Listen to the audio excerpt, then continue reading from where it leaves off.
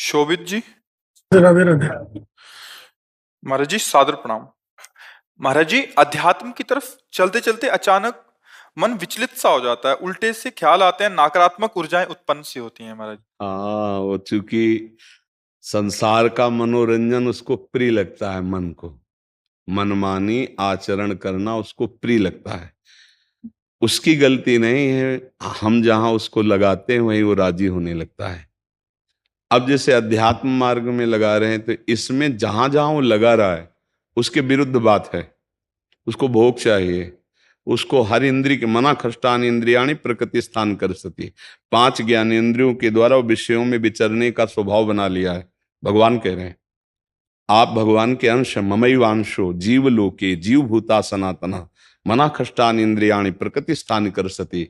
आप इस मन के भुलावे में आकर, मन भोगों के भुलावे में आपको फंसाकर ये सदैव अधीन रखा है।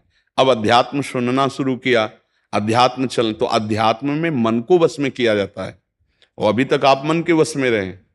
तो जब आप सपोर्ट नहीं देंगे तो वो आपका सपोर्ट करने लगेगा। इसकी चाल समझना, क्योंकि आपके बिना उसकी कोई सत्ता नहीं, वो आपके बिना कुछ नहीं कर सकता, आपके दस्तखत से ही करेगा।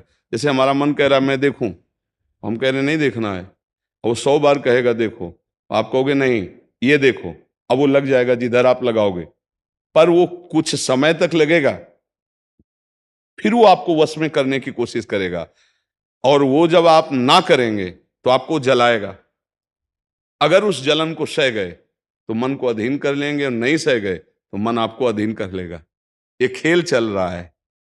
प्रायः सब मन के अधीन ही होते हैं। मन को कोई चेला बनाने वही सच्चा गुरु। दूसरों को तो चेला बनाना सहज है, मन को जो चेला बना ले वही सच्चा गुरु। मन ने सबको चेला बना रखा है, नहीं बना रखा? जैसा जैसा कहता है वैसे ही करना पड़ता है। और बड़ा बात यह है कि मन को हम जैसा कहें शास्त्र आज्ञा से वैसा चला ले, सो महात्मा, वही गुरु, वही भक्त।